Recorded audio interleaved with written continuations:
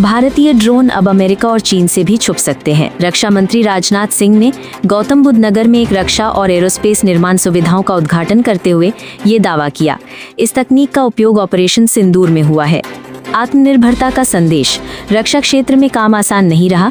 नोएडा में एक परीक्षण सुविधा का उद्घाटन करते हुए राजनाथ सिंह ने 1998 के पोखरण परीक्षणों और अमेरिका द्वारा लगाए गए 50% कस्टम टैरिफ के संदर्भ में भारत की मजबूती पर बल दिया। एप्पल और सैमसंग का शाओमी को cease and desist notice. Xiaomi के भारत में चल रहे विज्ञापन अभियान पर एप्पल और सैमसंग की आपत्ति। उन्होंने कहा कि उनमें उनके उत्पादों की तुलना अनुचित रूप से की गई है। एआई जॉब्स के लिए भारत में भारी स्किल गैप। टीमलीज डिजिटल की रिपोर्ट के अनुसार हर 10 एआई जॉब रिक्तियों के लिए सिर्फ एक योग्य इंजीनियर उपलब्ध है। इस कमी को पूरा करने के लिए अपस्किलिंग पर जोर।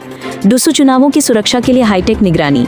दिल्ली विश्वविद्यालय चुनाव की सुरक्षा सुनिश्चित करने हेतु एआई स्टूड सीसीटीवी और एनपीआर कैमरे लगाए जा रहे हैं। साथ ही विशेष पुलिस पेट्रोलिंग भी की जा रही है।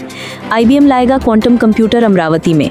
Q1 2026 तक आईबीएम अमरावती में 156 क्यूबिट हेरॉन प्रोसेसर आधारित क्वांटम कंप्यूटिंग सेंटर स्थापित करेगा। क्लाउडेरा सीईओ का भारत को ग्लोबल टेक टैलेंट हब बताना। क्लाउडेरा के चार्ल्स हैंसबरी के अनुसार भारत में टेक टैलेंट के तेजी से उपलब्ध होने की वजह से ये देश ग्लोबल इंजीनियरिंग टीम्स का केंद्र बन चुका है। हाइसेंस ने भारत में लॉन्च किए UX ULED RGB mini LED TV. कीमत 9,99,000 रुपए से शुरू। बेहतर कलर और कॉन्ट्रास्ट के साथ AI पावर्ड प्रोसेसिंग से लैस ये हाई एंड टीवी सीरीज अब भारतीय बाजार में उपलब्ध। पीएम मोदी जापान की तकनीक प्लस भारत का talent equals to tech revolution. India Japan joint economic forum में प्रधानमंत्री ने दोनों देशों की साझेदारी से डिजिटल परिवर्तन और आर्थिक विकास की संभावनाओं पर जोर दिया। AISI टेक्नोलॉजी से खोसी पुरानी पांडुलिपियों का ज्ञान। IITs और सीडाक के सहयोग से 50,000 से अधिक प्राचीन हस्तलिपियों को AI और हाइपरस्पेक्ट्रल इमेजिंग की मदद से डिजिटाइज, ट्रांसक्राइब और ट्रांसलेट किया जाएगा। iPhone 17 सीरीज का उत्पादन शुरू। फॉक्सकॉन का बड़ा निवेश।